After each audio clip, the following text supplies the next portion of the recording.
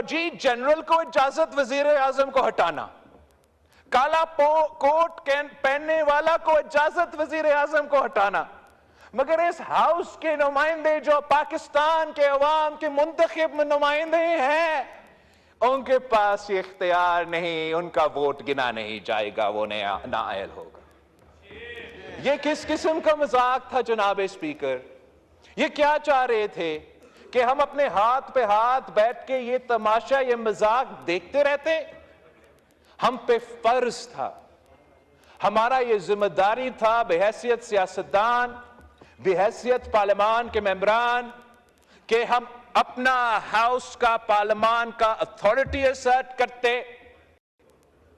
और वो जो गैर जमहूरी अमल था जुडिशल रिफॉर्म्स के थ्रू, उसको टेस्ट करने की कोशिश की। और हमारा जुडिशल रिफॉर्म्स के दो तीन ही कंपोनेंट्स है जनाब स्पीकर। एक है कॉन्स्टिट्यूशनल कोर्ट, आईनी अदालत, वफाकी आईनी अदालत। इस पे जनाब स्पीकर बहुत ही तंकीद हुआ, तो मैं चाहूंगा कि मैं इसको एक तारीखी कॉन्टेक्स्ट में इस पॉइंट को जरूर आपके सामने रखूं कि ये आईनी अदालत का कॉन्सेप्ट कहां से आया। कायद आजम मोहम्मद अली जिन्ना साहब ने गोल मेज कॉन्फ्रेंस में पहले ये तजवीज दी। कायद आजम मोहम्मद अली जिन्ना को यह मौका नहीं मिला कि इस मुल्क को वो अपने हाथों से आइन देता।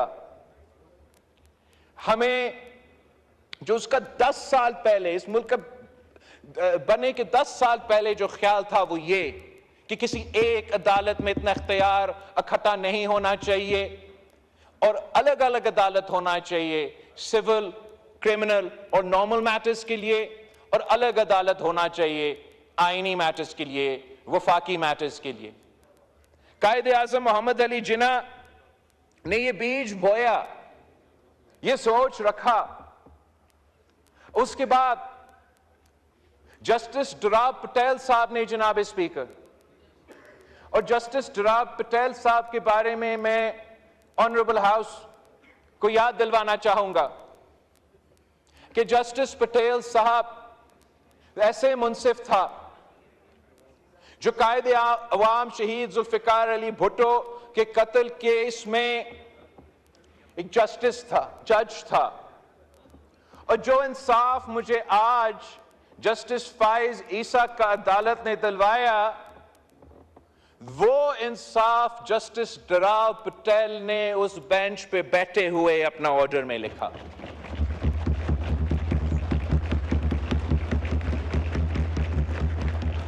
और जस्टिस डुराब पटेल को, जनाब स्पीकर, पाकिस्तान का चीफ जस्टिस बनना था। उसके दरमियान में जनरल जिया उल हक का पीसीओ था। अगर जस्टिस डुराब पटेल का अपना कुर्सी का फिक्र होता,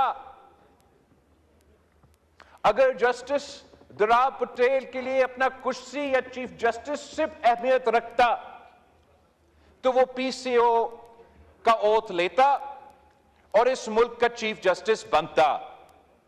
मगर जनाब स्पीकर, ये इफ्तिखार चौधरी की तरह पीसीओ जज नहीं था। जस्टिस डुराब पटेल ने इस्तीफा दिया चीफ जस्टिसशिप को लात मार के, मगर ये पीसीओ ओथ नहीं लिया और आमरीत को कबूल नहीं किया। ये होता है असल, ये असल रोल है हमारा अदालत का, हमारा मुंसिफ का। और वही जस्टिस डुराब पटेल ने फिर इसके बाद HRCP का बुनियाद रखा।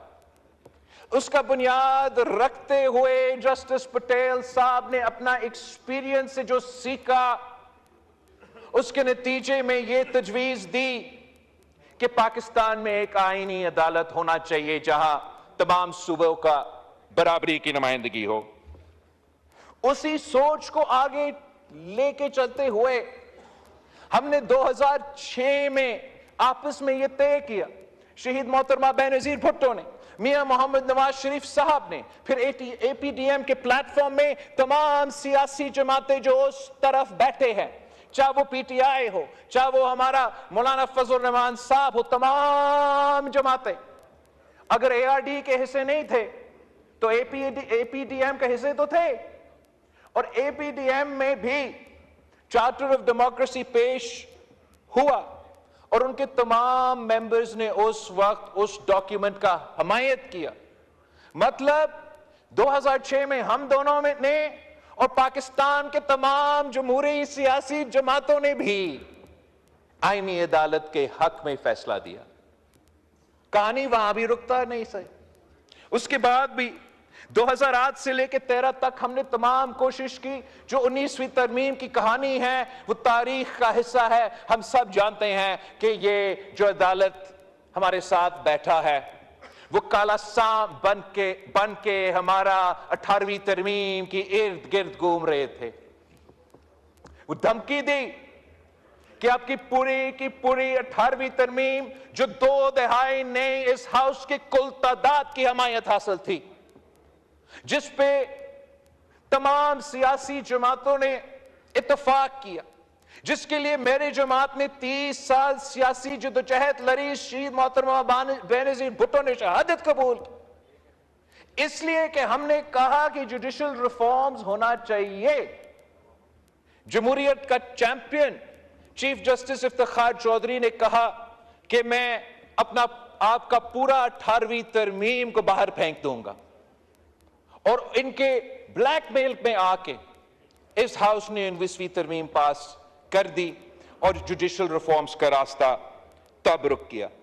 2013 में पाकिस्तान पीपल्स पार्टी के मंशूर में आईनी अदालत बनाने का वादा। 2022 में लाहौर में आसमा जहांगीर कॉन्फ्रेंस हुआ, जिसका ओपनिंग और क्लोजिंग एक मैंने किया, एक जस्टिस फायज ईसा साहब ने किया। उसी कॉन्फ्रेंस में आईनी अदालत की हमायत किया। और क्यों हमायत की?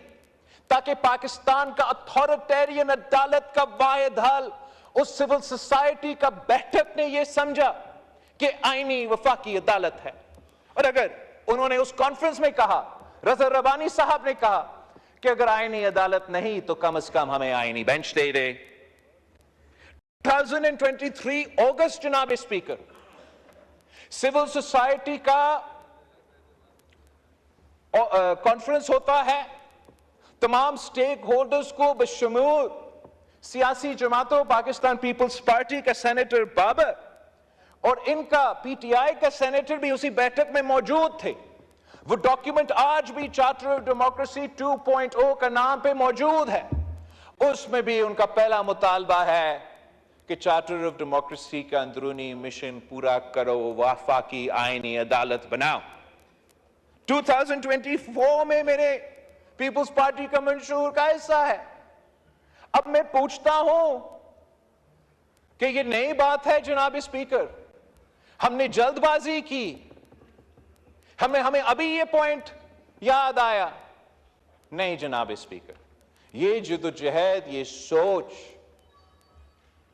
कायदे आजम मोहम्मद अली जिन्ना से लेके आज तक ये डिबेट रहा है। इंशाअल्लाह ताला हम वो मिशन पूरा करने जा रहे हैं।